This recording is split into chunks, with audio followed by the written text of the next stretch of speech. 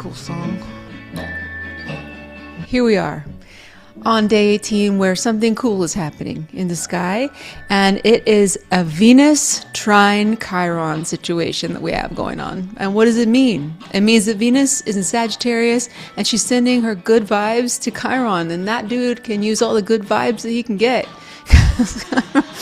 Chiron is the wounded healer. I'm doing wonderful just fine, thank you.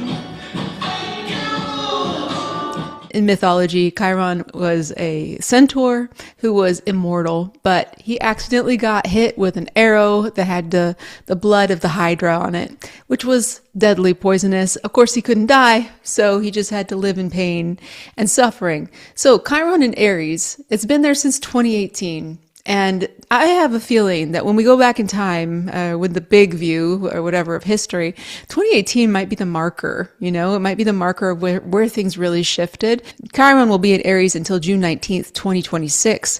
So that aligns perfectly with the ingress of Neptune and Saturn into this cycle.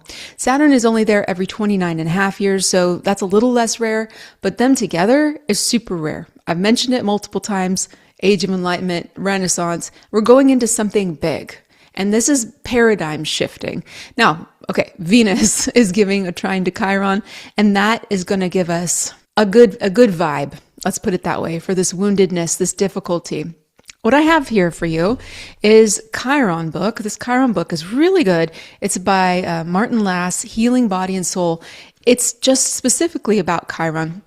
Now, each of us have a Chiron placement in our charts, depending on when you were born. And Chiron has a really weird elliptical orbit around the sun. It moves faster through some signs, like super fast. And then the longest one is actually Chiron in Aries.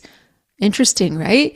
As a collective, we're going through a Chiron and Aries period where we're all being faced with this in some area of our life, depending on where Aries is in your chart. But if you were born between April 1st, 1968 and May 27th, 1976, your natal Chiron is in Aries. And so this will be even more personal to you during this whole period. So looking at Chiron and Aries collectively, here's what the wound is. A profound lack or loss of self-worth, a core feeling of worthlessness, unworthiness, and even undeservingness of life itself.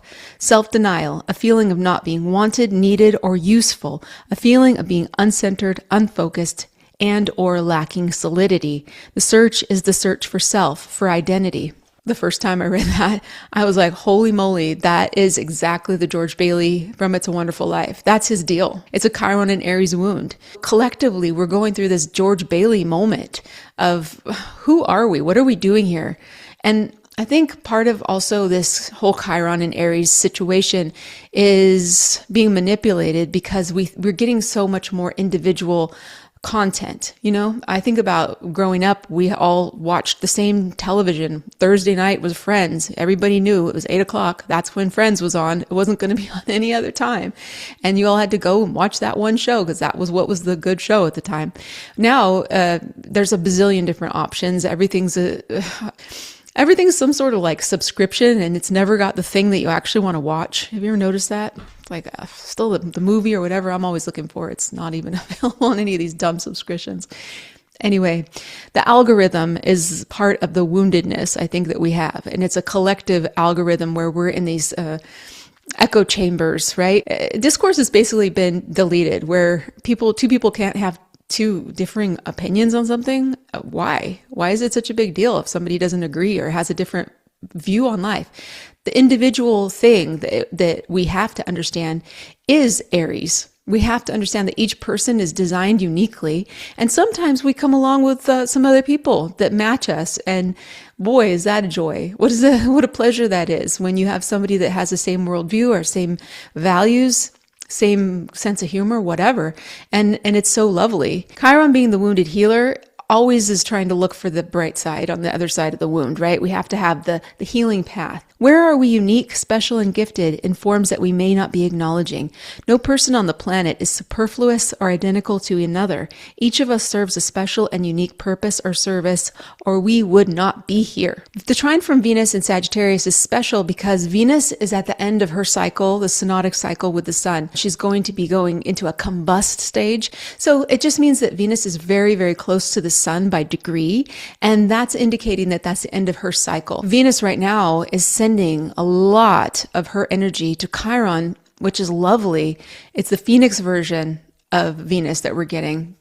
And it's coming from the home of the centaur. It's the indication of self-acceptance or healing or love through exploration, expansion, and growth, through interaction with something that's unfamiliar, something that's beyond the known world. That's what Sagittarius is. And Venus finds those things super beautiful. And she's sending that to the Chiron wound in Aries. It's a type of alchemy, truly. And Venus trining here during this period where we're coming into the new moon, it brings us into an empowered point where we can see that we can do hard things. And it's only when we find something that actually matters to us. And Sagittarius, as we've been speaking about, is extremely spiritual. It's a higher level of philosophy. Having that philosophy be the foundation of your Aries woundedness being healed, the I am wound, letting some of those things be filled in with value from the quest, from something that is exciting. One more thing from Martin, our friend here. Chiron trine Venus. Chiron offers us increased opportunities, possibilities, meetings, connections, and affinities for healing and resolution of our wounds and issues around loving, being loved, relationships, companionship, aloneness, harmony, and or peace. Yesterday we talked about It's a Wonderful Life and George Bailey, how he got to that point where he was at the end of his rope and he just didn't see any point. He didn't feel worthy. He didn't feel like he was useful, and everything was worse because he was alive. That 100% feels like a Chiron and Aries wound, doesn't it? I mean, the profound lack and loss of self-worth, the core feeling of worthlessness, unworthiness, undeserving of life itself. That's where he was at.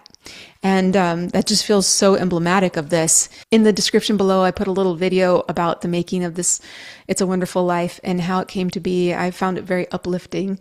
I hope you do as well, and you can check it out if you'd like in the description below. Crystal Advent Calendar. Less swappers in the box. It's not making as much noise. Oh, it's a shiny little one. Okay. So what do you do when it doesn't match anything? This is an individual. It doesn't match any of this. It feels so Aries. Like, no, I'm not going to match any of them. I'm going to do my own thing. Okay. So move out of the way. I don't see that it matches much of any of these. The closest that I see here is a Dalmatian Jasper.